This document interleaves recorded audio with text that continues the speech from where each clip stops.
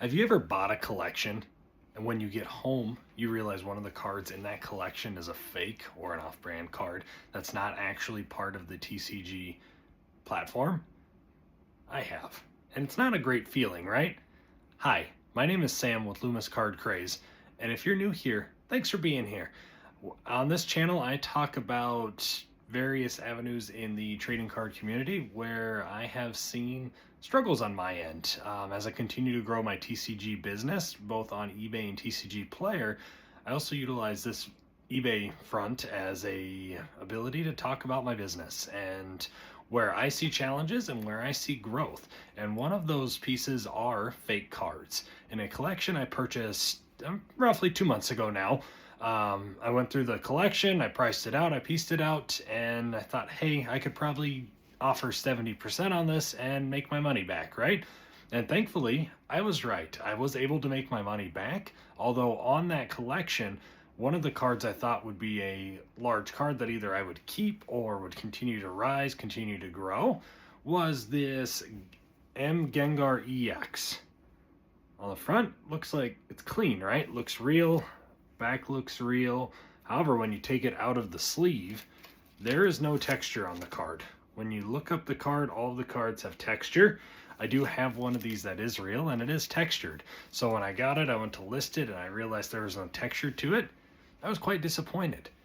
And that's the state of the market, right? There are so many proxies out there, and it's not a bad thing. You get really cool cards for your kids. However, when you're in the actual collecting space and you want the cards to have value, whether it's for resale, whether it's just pure collecting because you enjoy the cards, and just like all collectibles, we all want to see our assets rise, right? Whether it's paintings, whether it's trading cards, whether it's old sports cars, all the crazy things that we all collect and we all enjoy, we want to see the value rise over time.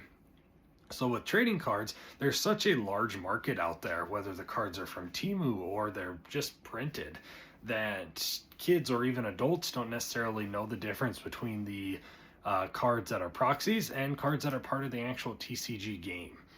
And that's a lot of challenges with these new sales platforms that are coming up as well. I'm going to pick on one, and it's not reflective of that organization. It is reflective of my opinion and my experience on the website of this company. And I have already talked to the company itself, and they are working on finding some ways to get around the proxy side of it. Because when you list a card on this platform, it doesn't dictate whether it's a proxy or real. So folks are buying $200 cards that are proxies because they think that they're getting a deal on the card. That platform is Collects. I don't know if any of you have heard of Collects or utilize Collects.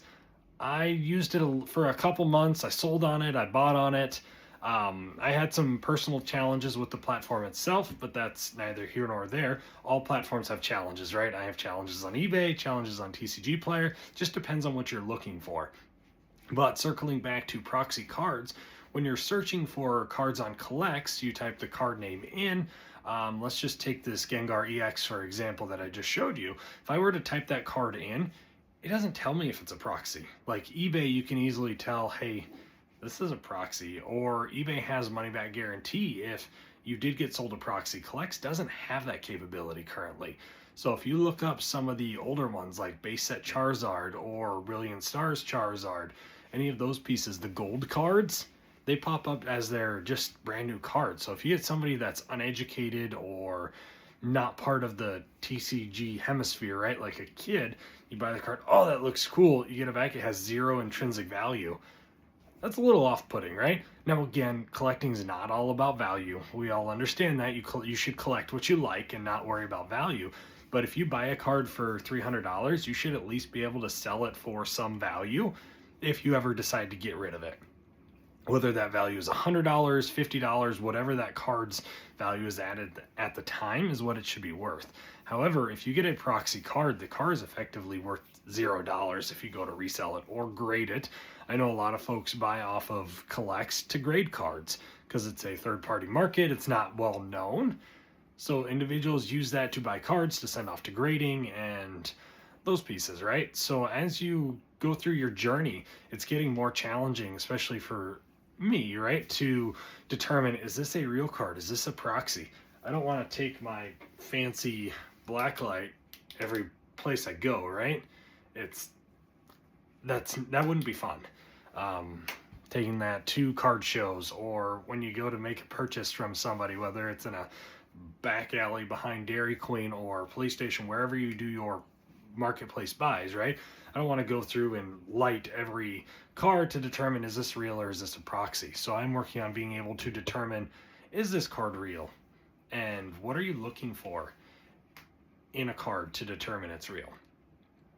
I know this is kind of a weird video, right? Talking about proxies and different things you can look for. However, that's something you have to keep in mind when making decisions for collections of, okay, I may make a wrong decision here. This card may be fake. Now, there's obvious fakes, right? You have your gold cards, you have all the rainbow cards that you can buy off Temu. They're pretty obvious, right?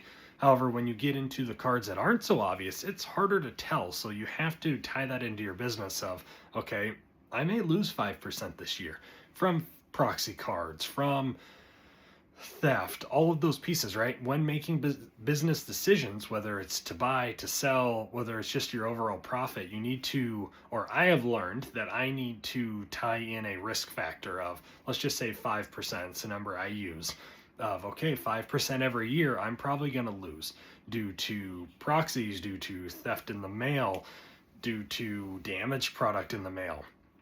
Yes, you get a refund from USPS depending on the dollar amount and depending on excuse me, depending on those pieces, right? If it was shipped or received, that kind of thing. I have unfortunately had a few instances on TCG Player where I've had to eat the cost because the individual says, hey, I never got it, and because I shipped it plain white envelope with the stamp, it's not insured, so I had to eat the cost of those cards. That's something you have to think about when entering this business space. Is it's not all sunshine and rainbows. Sometimes we have to look at the negative side of it and take that into account. And that's okay. That's part of any business sphere you go into, whether it's plumbing, HVAC, physician, just picking a wide spectrum, right? No matter what it is, there's always the risk factor that you have to look at and take into account here. If you've enjoyed this content, please drop a like, subscribe to the channel, drop a comment if there's anything you liked, disliked about this video. I am always happy to hear. And as always, my TCG Player eBay links and affiliate links are in the description below. If you are looking at doing some shopping, any little bit helps. As this channel continues to grow, as my business continues to grow, I'm looking at ways to expand. So as always, thanks for being here, and we'll see you in the next video.